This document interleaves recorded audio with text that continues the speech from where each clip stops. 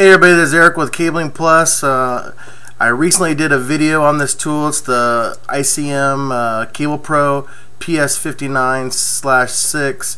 After I put up the video, I got a couple emails from some people and they asked me to actually show the tool in action, so I thought I'd push this video out to you right away. So here's the tool, just a quick overview. Obviously it works for RG6, RG59. There's a little dial here. I mean, this dial allows you to switch it back from RG6 to RG59 right on the fly, so that makes it pretty nice. You got your RG6, your flaring tool right here, and I'm going to show you how that works in a minute. And then it comes with a replaceable blade, and that's a blade cartridge right there. And the blades, again, they probably last about a year if you're doing it every day. You know, if you're a professional installer.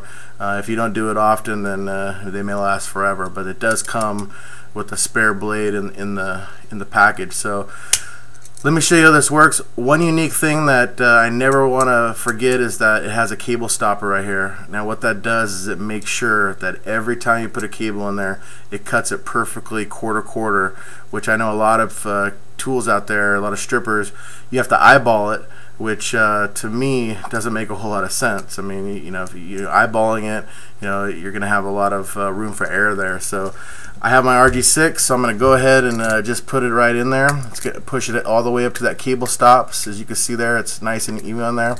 Just so you know, before I terminate any RG6, I like to get my cutters, and I like to just make sure that I have a clean cut there. So, you know, and just make sure it's nice and clean, make it easy for us.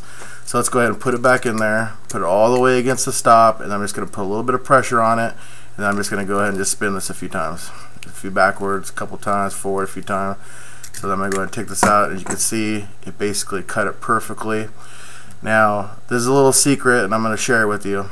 I usually put a little piece of Velcro on the end of my stripper, and what I do with that is I use it to comb the braid back.